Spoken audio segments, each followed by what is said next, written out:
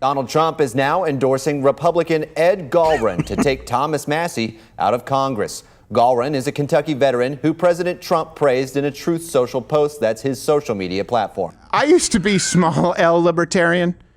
And you probably would say that more of my views probably line up with that. That's probably how it would be described. But I just think it's a cop-out. Massie!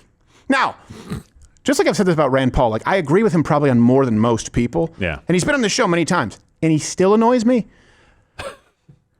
Massie's it's a tough one. And I like him in some capacities and can't stand him in some others. There's a lot of grandstanding. And obviously the perfect is the enemy of the good. And this is the problem with libertarians. Well, the world should be X. Yeah, but it's not. Right. So voting to basically stall a bill that has 1.5 trillion in cuts because you want 5 trillion. Okay. So in other words, you never actually have to have skin in the game because you can just say, look, I wouldn't do this. Well, sure. But these are the options before us. And Massie has surprisingly sided with anti-American first policies, certainly sometimes as it relates to like H-1B visas, immigration. And the funding, I'm going to actually crowdsource this. I need your help to figure out some of this funding because, yeah, we can all agree that foreign interference is bad, and there are a lot of PACs that exist that probably need to provide some more transparency. I just think people always focus on one or two and not the bigger picture. So this weekend, President Trump officially endorsed a candidate to run against Thomas Massie in Kentucky.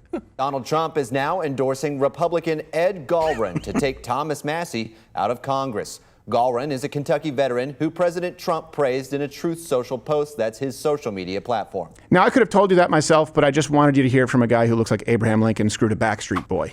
So. You are emancipated. My wife is crazy. That's disturbingly good. It is. Thank you. It's weird. And Jack Dorsey endorsed Massie for president. Oh, boy. Oh, that's a good endorsement. Yeah. No. I wonder what secrets lie there. None. I used to be small L libertarian. And you probably would say that more of my views probably line up with that. That's probably how it would be described. But I just think it's a cop-out when Glenn Beck, Greg Gutfeld, and Bill Maher all claim libertarian. Like, what does it really mean? Right, and if you look at our halls of government, libertarians are just screwing things up. Libertarian. Kentucky Congressman meets MAGA higher. Today, Tom Massie's under fire. Trump says primary him. He brings H-1B visas in. Always breaking from the plan. Fucking libertarians. All right. So he's still probably going to win, just to be clear. Mm-hmm. And by the way, you can like Massie as a representative. I understand it probably better than some alternatives. I get that. He's probably going to win because of a record fundraising that we've seen. Like, just he's been raising a ton of money. And a small portion of it, so granted, it is a small portion, but this is pretty interesting, came from IPAC, Integrity Political Action Committee. Now, here's the thing. We really don't know much about IPAC at all. And we've really tried to do some research. It's been pretty tough. So we know that it's a pro-Palestine group. That's neither here nor there as far as your opinion right now. We know that they have a coalition. They announced it in June with Democratic Socialists of America. But Massie is the only candidate that IPAC endorsed and the only politician featured on the IPAC website at all.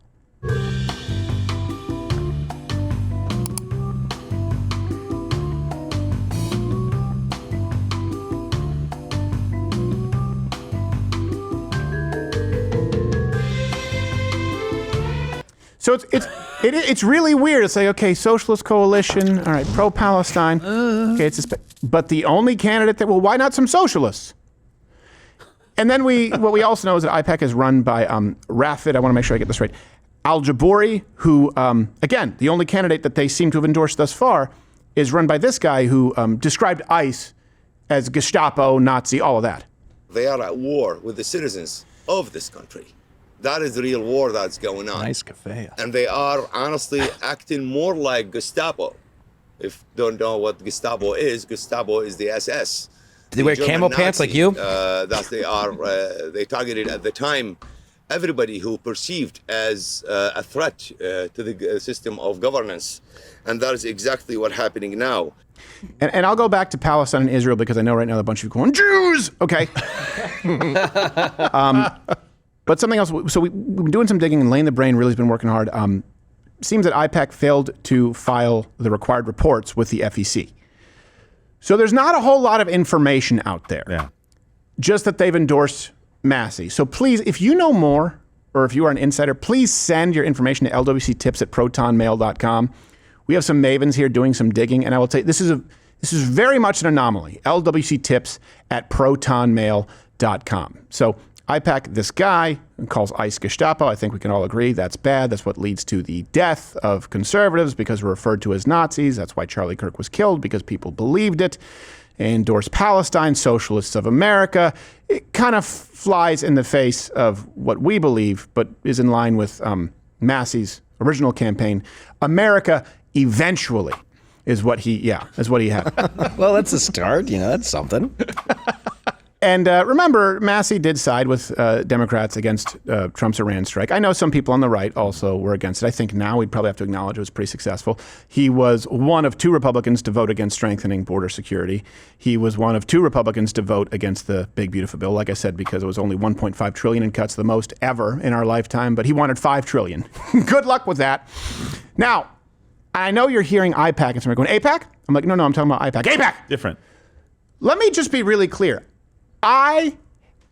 APAC can go screw itself with a wire brush. I just want to be very clear about this because I don't want this to turn into, what about APAC? What about APAC? Yeah, what about APAC? They suck. I hate them for the same reason that I hate Act Blue or the SEIU, because in 2024, they gave $53 million, APAC, in contributions to mostly Democrat candidates. 361 candidates, 283, about 19 million were Democrats, 178 were Republicans. If you look at the average sort of APAC contribution by party, 117,000 to Democrats, 66,000 to Republicans. I don't like APAC because they gave over 800,000 to Hakeem Jeffries, over 480,000 to Gillibrand, over 500,000 to Debbie Wasserman Schultz. She's still a thing. I didn't even think that was true.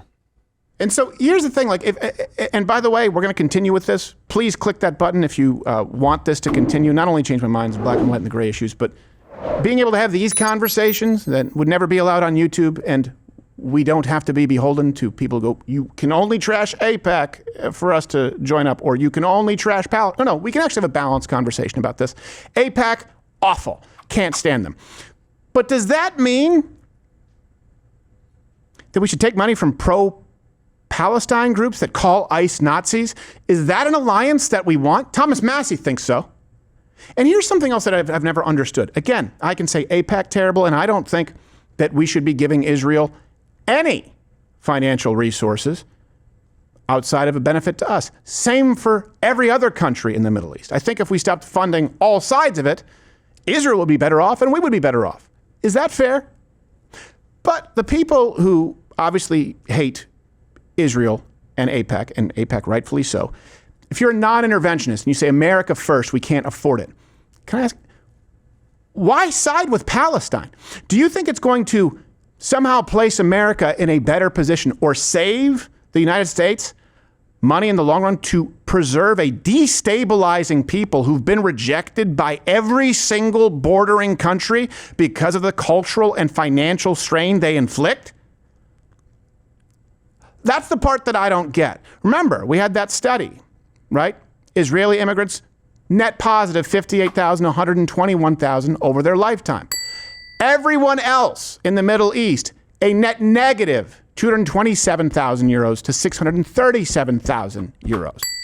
So if we're just talking about this from a numbers game, a dollars and cents game, I get it. APAC bad.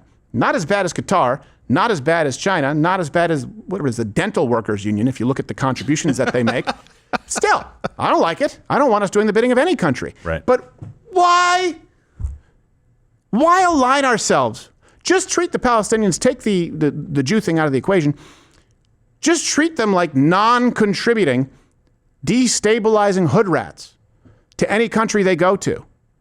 And the only candidate, this organization that's seemingly rabidly pro-Palestine, Thomas Massie, doesn't that strike you as odd? Please do send your tips on IPAC to lwctips@protonmail.com. We have a lot of digging to do. Hey, if you're still watching this, you may be one of the 6 million or so subscribers on YouTube who is, for one reason or another, I don't understand it, still here. So back in the day, I would say click one of these videos and subscribe, but really just head on over to my channel on Rumble. Follow me there. I'm live 5 days a week, 11 a.m. Eastern, and I actually say the things that I mean to say. On YouTube, it's everyone here is kind of neutered, really, and there's just a general lack of testicular energy, but I mean that in the heterosexual way. Mostly.